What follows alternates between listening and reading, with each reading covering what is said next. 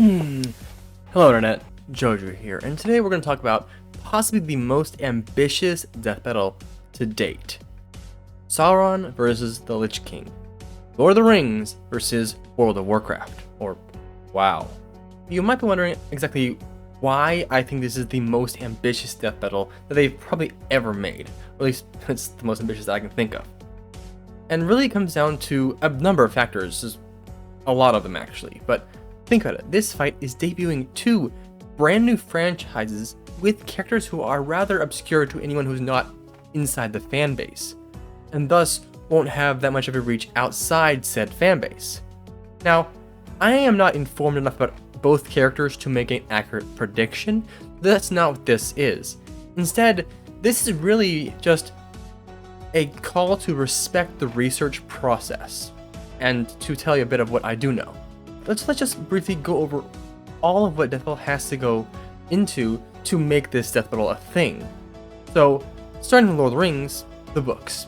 Very obviously have the books. The Fellowship of the Ring, The Two Towers, Return of the King, The Hobbit. 4 books. Books that if you read all of them in one go, would take probably 2 days straight with no eating or sleeping. 48 hours probably to actually sit down and read the books just from start to finish. So that's easily a week of research for each individual person. After the books, obviously come the movies. You can't ignore the movies simply because that is the most well-known adaptation of Tolkien's work. And those total could run 9, 10, 11 hours depending on what version you watch. But the real thing that takes up the time, I think, is the games. Because unlike what most people associate with Lord of the Rings, the games make up a large chunk of time when you sit down and to do them. Of the 7 games that are on the suggested media for Sauron, most of them range between 15 and 25 hours, with I believe the Shadow of Mordor and the Shadow of Middle-earth games being closer to 30 or 35 to 100% complete them. So that's easily about 150 hours of just playing the game so you cover all your bases. And let's not forget that I don't really think they do 100% every game, I do believe they get close, because on the off chance that you don't cover everything, you might miss something important. Because there's nothing worse than completing months of research and then someone finding some obscure fact that changes the outcome of the fight that you missed because you just decided, oh, that side quest wasn't worth it. Worst thing possible. But stretching this time out even more is Lord of the Rings Online, the online Lord of the Rings game. Yeah, I looked it up, and on a blog post from 2010, they said that to complete Lord of the Rings Online, you would have to play about 8 hours a day for 3 weeks straight to complete the main storyline. And any of you who play MMORPGs or massively multiplayer online role-playing game, you know that the main quest is not where most of the content's at. It's just one storyline, one long storyline, whereas most of the other content is on the side quests, the events, the expansion packs. So if it just takes 3 weeks, 8 hours a day to complete the main game, it would easily take 6, 7, 8, 9, 10 weeks, 8 hours a day to complete everything. And this was back in 2010. I think Lord of the Rings Online has had at least 5 more expansion packs since then. So you have to cover quite a bit. You have to talk about, you have to look at so much. You have to research a lot. But then again, it's even kind of a subsidiary of canon. You have the Tolkien letters. 354 letters that Tolkien wrote to people explaining the world and his characters and all of that stuff. Things clarifying. Things that we don't generally get from any other franchise, ever. And that they have to go into as well because it's literally the word of the author, the word of God, if you will. The very specifically written word of God. And anything Tolkien says should be taken seriously. The man was a genius who knew what he was doing. He didn't make offhanded comments about Lord of the Rings. He took that incredibly serious. This book says, talking in a very advanced critical language, nor are the histories and genealogies in the least necessary to the narrative. Now that's dead wrong. That's not only wrong, that's stupidly wrong. Actually, what they give to the narrative is something which Tolkien was very aware of and which he often talked and wrote about and which he valued very much, and that is depth and a feeling that this is a world where You can ask a question about it and you'll get an answer. And if you ask a question about the question or a question about the answer, then you'll get more answers. And that gives you an illusion of reality. But the illusion has been deliberately created. It was written to be a mythology for England. I don't believe for a minute he thought he was writing a fantasy story. Not 1 minute. He was an Oxford professor who dedicated his life to a love of mythology.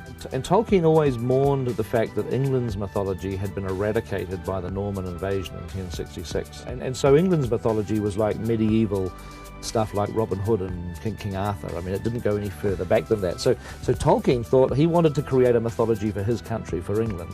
And this is what he did. He spent his lifetime doing the stories of Middle-earth. So, while the media that Deathbattle lists as the media to use might only be small, they have to cover everything. They can't just do it halfway. Now, I don't know much about the Lich King or WoW, other than the fact that people are, stereotyped WoW players, salty gamer, whatever. So I don't know much about it, but I imagine it would be something similar to them researching Lord of the Rings online. You gotta play the game, get footage, and all that. So just those two games, Lord of the Rings Online and WoW, you easily have to spend 10 weeks, 3 months, 4 months, something like that, just playing the game and getting that. That's all. It's really a massive part of your research, and it's very hard to bypass. So you have to do it. Other media sources like One Piece. One Piece is very long. You can read One Piece in 2 weeks at a relatively slow pace, maybe 50 chapters a day. Watching One Piece is where most of the time would be spent, but you can also spend that time doing other stuff, like have it up in the corner. Can't really do that with a book. It's just a very different style, mostly because of all the actual manual reading you have to do and that tax that will take on your mind. So while I don't know much about the Lich King, there are really 7 things I know that will be relevant for Sauron. First being that the Maiar Arian is tasked with moving the sun across the sky. That's her job. That's what she does, and she does it. Arian is contrasted by Tilion, who moves the moon and can move in a flash of light. Sauron was considered one of the strongest of the Maiar, so he should scale to those abilities. But even after he got the ring, his powers increased to an absurd degree. So he might be closer to Morgoth than to a Maiar. And the ring isn't just a lame piece of jewelry that turns you invisible. That's not what the ring does. It magnifies power, which is why you have hobbits turning invisible versus Galadriel doing this thing. So the more powerful you are, the more power it magnifies. And Maiar getting that would be absolutely absurd. Hobbits just turn invisible because they are very weak. Despite that, not even Gandalf could actually kill or destroy the ring, despite his Maiar powers possibly being relatively comparable to the other. And while you might say that, well, that was Gandalf in his, human flesh form, Maiars can cast off their physical form very easily. So he had plenty of time to do that when they were in Rivendell, but he didn't, so it is implied that Gandalf, with all his Maiar power, could not destroy the ring. When it comes to Sauron's his spirit, he tanked a god blasting him so hard that it turned the earth into a sphere. So here's the thing. Middle-earth was, at first, flat. Then, stuff happened, Sauron was there, God nuked the planet and turned it into a sphere, and Sauron's spirit survived without issue. It did cost him his ability to transform into fair forms, but I mean, that's not really going to play much of a factor here. His spirit was strong enough to survive with basically no issue. The last thing of these few things I want to talk about right now, the biggest anti-feat that Sauron has going against him, Isildur cutting the ring from his finger. Now, this would be an anti-feat if it wasn't not an anti-feat. This sword is not a normal sword, at all. While Narsil itself doesn't have a whole long history of feats and things it's been in, it was made in the First Age, whenever Middle-earth was fighting Morgoth, the first Dark Lord, and someone on a higher tier of power than Sauron. And while it didn't do anything in the First Age, its twin knife, a knife that was forged with it, Angrist, pried the Silmaril from Morgoth's crown, and then broke and cut Morgoth. So the dagger, which we can assume to be less powerful than, the broadsword that's made for direct combat, was able to cut Morgoth, someone who is a deity of sorts. So of course it cut Sauron. It's not an anti-feat. It's just a feat that requires more detail. Now, I want Sauron to win, but I think the Lich King probably will, just from what I've seen. It tends to go back and forth a lot. One of my favorite things I've seen recently on the Deathbattle Reddit was someone basically compare the characters and motivation of the Lich King and Sauron and why they are different, how they're different in a way. I'll have to read it to you so I don't mess it up. Sauron is too fantastical and grandiose to hate on a personal level. You're unlikely to meet someone like Sauron in real life. On the other hand, unless you lived a charmed life, chances are that you have met or will meet someone like the Lich King at least once. Someone willing to screw you over for his sick amusement and pathetic need for love and attention. I just love that contrast, because I feel like that's why we love and hate a lot of different characters. I like Sauron, I hope he's going to win. I don't know much about the Lich King. If I played WoW, I probably would want him to win. I don't, so I want Sauron to win, just because I feel like Lord of the Rings is too fantastical and important of a literary story for him to lose. I don't want him to. Also, and here I hope I shall not sound absurd, I was from early days grieved by the poverty of my own beloved country.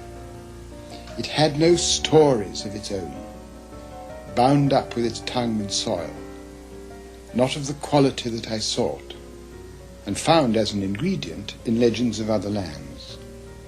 Of course there was and is all the Arthurian world, but powerful as it is imperfectly naturalized, associated with the soil of Britain, but not with English. It does not replace what I felt to be missing.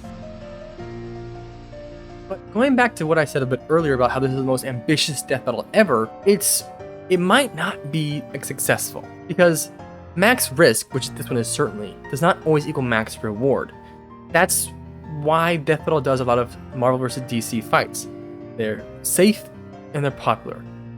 Whenever you take risks, you fail sometimes. Like a Macho Man Randy Savage versus the Kool-Aid Man. That video never did well compared to other Death Battles in its season. But then sometimes you do videos that miles above the rest. Death Battle doesn't know where they stand right now. I think they're hoping and expecting this video to do gangbusters. I'm a little more pessimistic because Lord of the Rings and WoW have weird reputations. But I do think that this is a test of the waters, if you will. Because I don't believe that Death Battle will do all this excessive research for 2 characters only. I just don't believe that. I think that maybe next season, or within a few seasons, we'll see Gandalf versus Dumbledore or Aragorn versus Jon Snow sometime pretty soon. I don't know which they will be. I don't know. Death Battle might decide against it if Sauron and Lich King don't do well. But I think that's the case, because whenever they do a Death Battle, they put it in their repertoire. We went multiple seasons without a JoJo character, and then since then, more JoJo characters. And that's how it tends to work. When a character debuts in Death Battle, that franchise is more likely to return in the future. I'm excited, guys. I really am. I hope that Death Battle does this video well and this fight good. What do you think? Let me know down in the comments. Do you think that Sauron versus Lich King is going to be good? Do you think that we'll get Aragorn and Jon Snow, or Dumbledore versus Gandalf? What do you think? While you're at it, please hit the like button. It helps the algorithm not hate me as much. And if you like this kind of content, subscribe. I have more stuff planned. With that said, guys, thank you so much for watching. See you next time. Remember to stay spectacular. Jojo